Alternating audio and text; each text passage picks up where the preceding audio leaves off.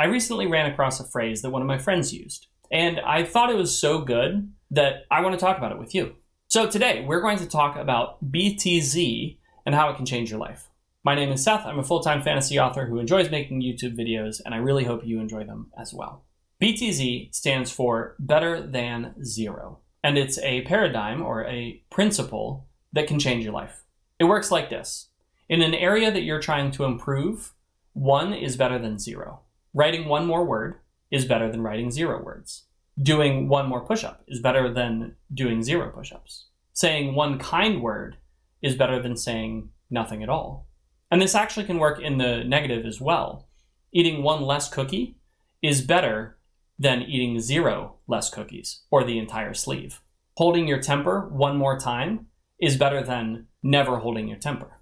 And this is especially helpful when we're trying to get a habit off of the ground, when we're trying to achieve something, make small incremental progress towards our goal. And if you know anything about this channel, you will know that I am all about incremental progress. So this idea, this paradigm, immediately grabbed my attention.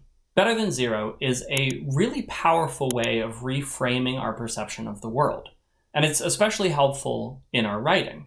I'm going to talk about it in regards to writing, but really I want you to understand that this principle can be applied to any facet of life. It's just about that incremental improvement. Before I get into that, though, I want to talk about the lie that better than 0 addresses. This is a lie that is very common, and it's one that I have used as a crutch throughout my life. The lie is, I might as well not try. I remember thinking this constantly when I started writing. I remember one time in particular, I had just started this really awesome story about a kid who was a dragon, and he was going to go to this magical school, and there were going to be runes, and he couldn't do magic, but the actual problem was because his power was too strong, and it was going to be awesome. It was going to be absolutely epic. And the first scene, I just remember coming so naturally, and I was really excited to continue this story. But then I got to a scene where the main character was facing off against the character who would become the antagonist throughout the series, and it didn't come naturally. I remember writing it, and I looked at the scene again, and I didn't like what I had written, so I deleted most of it and was like, that's fine, I'll work on it tomorrow. But then the next day came, and my progress was a lot slower. I think I got a couple sentences written, and I was really frustrated, and so I said, fine, whatever, I'll try it tomorrow. And then tomorrow came, and I did the same thing again. I just didn't make the progress I wanted to make.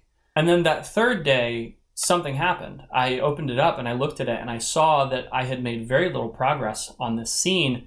And I thought to myself, man, I'm not good enough to do this. Maybe I just shouldn't even try. I might as well not try. And so I didn't. That story that I was so incredibly excited about, that I had built so much cool lore for, is still sitting exactly where I left it. It hasn't made any progress at all. I have no idea whether it's a good story or a bad story. I have no idea how valuable those ideas are because I just never made progress. It got hard and I just stopped. So let's contrast that with a book that I am currently working on. I'm currently writing book number 2 in the Dreamer's Throne series, and when I started this book, it was tough. The first scene or 2 were fine because I was just sort of picking up from the last book and sort of reintroducing all of the characters. But then once we got into it, I didn't know exactly where I wanted to take the characters. I didn't know where I wanted to take the story. There was a lot that could be done, and I didn't know how to prioritize it. And so it was really tough to write the 3rd, the 4th, the 5th, the 6th chapters.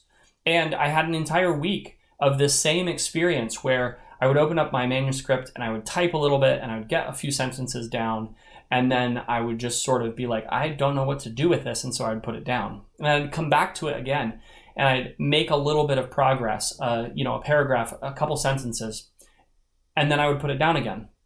And this happened over and over and over again. And it happened for almost a week and a half, actually, which was incredibly frustrating. But because my mentality was better than 0, because I wasn't looking at this as, well, this is hard, so I might as well stop because I'm not going to be able to do this, I just kept going. I just kept working it out. And then all of a sudden, one day, everything clicked. I understood where I needed to go, what I needed to do, what my characters needed to do specifically. And now I'm over halfway through the book, and it's coming quickly, and it's great. It's probably one of the best books that I've written. And if I had not pushed through that, if I had not stuck to a better than zero mentality, that some words are better than no words, I would still be stuck. I would be sitting in exactly that same place, looking at a manuscript that might actually never be finished. So that's a real world example of how this better than zero concept is used. So let's talk about how BTZ changes our frame of reference to help make us better writers. Number one, it tells us that just because something is hard doesn't mean we should seek an easier path. Writing is hard. Life is hard. But when we are stuck in, when we are doing the hard thing, and when we are actually putting in the work, we know that we're going to be able to get the result at the end. You might get through an entire book, and it might not be the best book you could have written, but it will be done. And that counts for almost everything. You can always go back and change it. You can always go back and fix it. But what you can't do is publish a book that is only half done. Better than zero helps you stay that course. It helps you take those hard steps when things aren't coming smoothly. We've talked before on this channel about how suffering for no reason is a waste of time. You might as well suffer for something. And better than zero is one of those kinds of concepts that will help you put your head down and just get to work. In fact, this morning, I woke up and I didn't feel like writing at all. I literally wanted to be anywhere but at my computer. And so I told myself, you know what? Better than zero. I have to at least get something down. And so I started a scene. And an hour and a half later, I had finished the scene and I was excited to keep writing. Sometimes what we have to do is just start. And better than zero is one of those concepts that can help us do exactly that. Number two, it helps rewire us so that we don't think about success as achievement, but instead think about it as continual improvement. BTZ is about learning to love the process, even if the process is difficult, even if the process is hard. Because by learning to love the process, you automatically make progress. You automatically start moving towards your goal. Nobody achieves anything without first putting in the work. And better than zero is an understanding of the world that feeds into that allows us to just put in the effort, no matter how small. That small effort stacks up over time and eventually turns into those achievements that we are looking for. And finally, number three, BTZ reinforces a positive habit cycle instead of a negative habit cycle. When I looked at my manuscript all those years ago and I thought to myself, I don't know how to do this, I might as well not try, I was reinforcing a negative habit cycle of stopping when things got hard. But recently, when I looked at my manuscript and I was like, man, I'm not making any progress, and then I said, you know what? I'm just going to write better than zero. I'm going to get something down. I was reinforcing a positive habit cycle. I was helping remind myself that success comes through taking those steps, that continual improvement. And even more importantly, BTZ allows us to be generous with ourselves. You know, it can be really hard when we set a goal and then we don't meet it because life happens. And life is always happening. There are constant interruptions, especially when you're trying to write. That's like a universal rule of writing, that if you're going to get some time to write, something is going to happen to interrupt it.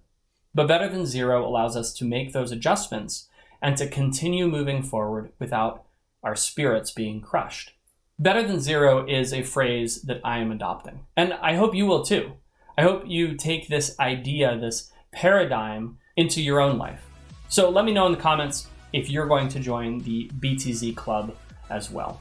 Oh, and if you've been finding value in these videos, do me a huge favor and share them with your other writing friends. I'd really love to get to 1,000 subscribers because that'd be cool.